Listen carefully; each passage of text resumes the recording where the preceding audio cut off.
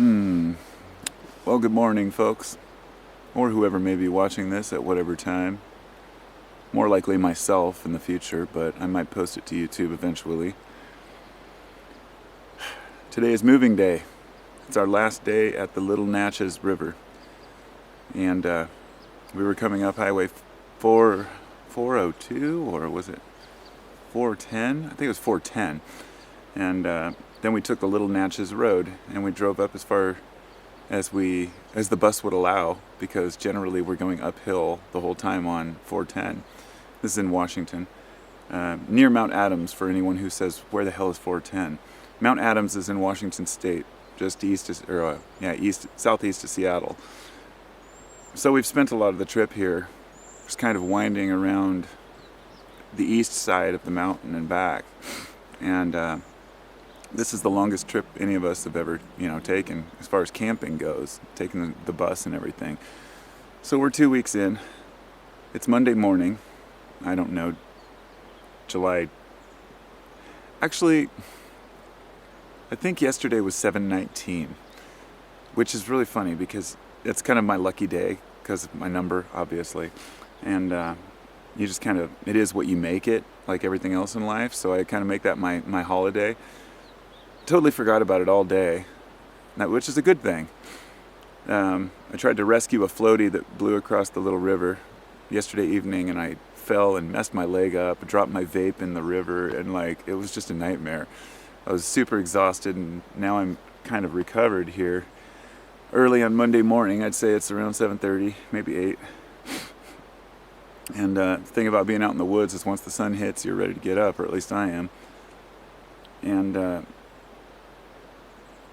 it's so quiet right now for a Monday morning. And I guess that's the contrast I wanted to make here. For anybody who's ever wanted to travel up the Little Natches or wondered what's up here, it's an absolutely beautiful area. There's a paved road that goes all the way up, as far as I've gone, and lots of RVs, trailers, campers, ATVs, and so I'd like to make a few notes about the area. First off, if you're opposed to people shooting guns or riding ATVs around you while you're camping, this is not the place for you at all. And I am that person, okay? I'm the kind of person who likes my solitude. I like privacy. However, there is a certain, not an ambiance. It's not can't even think of the right word for it. When you go down to the river and there's other kids playing and you have your kids with you and they can all jump off the cliff together. My son did his first cliff jump. It was pretty short, but he was determined to do it, maybe 15 feet up. That's not bad for a 10-year-old. And so anyway, it was quite busy all weekend. Naturally, it's the middle of July, so we hit one of the most popular areas, and most of the people up here are probably from Yakima, because Yakima is just an hour away. So the reason we came up here was because the bus was overheating. It was too much, and we were going up these desert hills, and so we were going to go up to Lake Chelan. We decided to come up here. It was a great spot. Monday morning now, everybody's gone. There's no ATVs. There's not much noise anyway during the week, I would imagine. And the further you go up, probably the more privacy you have. We're camped about 100 yards from the fish ladder, the only one I know of on this river. So if you ever wonder what area I'm in, this big, beautiful rock ledge behind me, it's basically right before the fish ladder on Little Natches Road. So I figure I should tell a little story, or maybe not tell a story, rather. I just told stories, but rather get to a point. I woke up this morning a little bit sore. I went out, made a cup of coffee, and I sat and looked at the river down there. And I started thinking about prophecies and how when the Native Americans had their own medicine men or their own prophets, or not just Native Americans, but, traditional tribes around the world, they relied on prophecy to help them. I mean, it was part of their tradition. For some, for hoodoo or voodoo, it was rolling bones, or, looking at the entrails of squished squirrel, whatever it might be. It helps people cope to think that they can know what's coming. But what occurred to me is why prophecy today has just become so obscured and such a joke. I don't necessarily know whether I believe that humans can prophesy the future or whether we get feelings about what's coming, but I do feel that there is something there. Time is not linear, okay? I'm not going to go into some, crazy rant about how everything is happening all at once and there's no such thing as time and it flows backwards and everything's an illusion. None of that matters. Whether it's Maya, the illusion, here we are. And we have to face this reality and move linear in our lives. But it doesn't mean that everything is linear. And what I mean by that is we might be able to pick up on traces of things yet to happen. Okay? It sounds ridiculous, but that's fine. And because of that, I wondered why was prophecy so useful for those in the past? Well, their prophecy might rely on a bird that flew by at a certain time, at a certain location. Okay, let me just give you an example. Let's say that all of a sudden there's a flock of geese flying over. And because of that, there's a prophecy that it will soon be cold. Now, one might think, well, that's pretty obvious because we know that geese fly south in the winter. We know that this is a sign of winter coming, and we also know what time of the year certain flowers come out, and that's not really a prophecy. I can agree with that.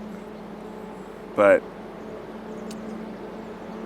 I guess the point I wanted to make was how much easier it was to prophesy something natural. Who's that?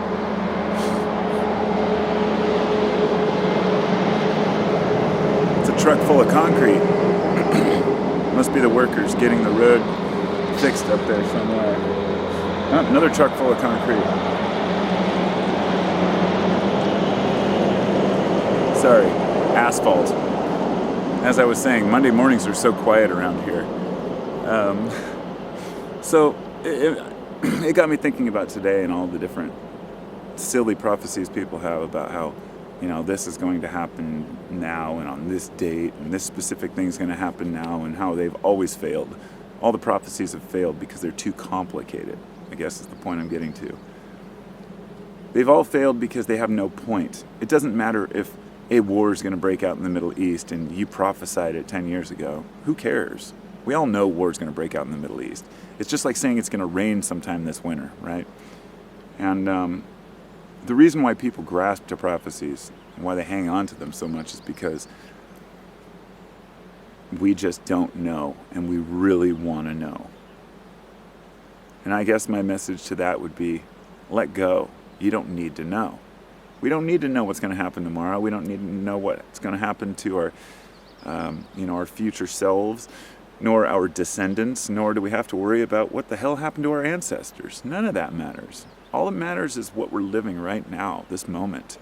And that gets into some pretty cheesy spiritual territory about living in the now, and it brings up thoughts of Eckhart Tolle sitting there on stage going, oh, you must just relax. That's just not the reality of life.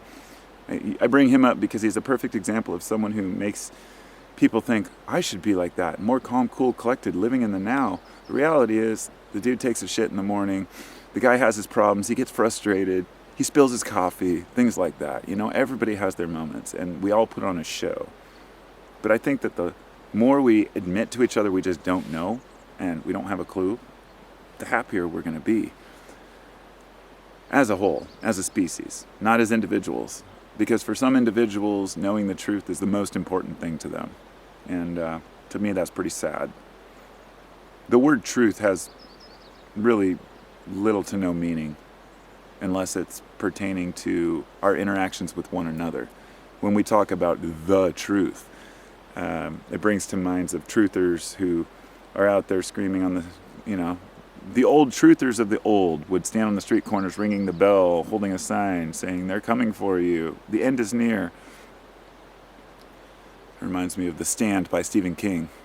In that movie, if you've seen it, yeah, you'll know. A big, tall guy with a bell, and yeah. It's a great movie. I like that movie. So anyhow, I suppose I should wrap this up. I just wanted to make at least one just kind of full-length video to talk to people while I'm here, even though I won't be uploading it probably for another 2 weeks. We're heading out from here, going back to 410, heading west probably towards Mount Adams, then maybe swinging around the south side and going to the Olympic Rainforest, Olympic National Forest. We went there once, and we went to the Hoh Rainforest, and we only drove in a ways. We were cheapskates back then. It was like 15 years ago, you know, and we didn't have a lot of money. We weren't on a long trip. We didn't have enough to pay to get into the park. It's like $35 or something. We're like, well, we're only gonna spend a day or two here. Of course, today I'd spend $35 just to go in there, you know, because even though I'm still broke, I know that the experiences are so much more worth it. I regret not doing the things that I wanted to do or I should have done when I was on my trips, my journeys, you know. Go on that hike, explore that canyon, jump in the river, you know. And I think life's just like that. We're hanging on to the future too much sometimes instead of just living in the present. Anyway, peace and love. We'll talk to y'all later.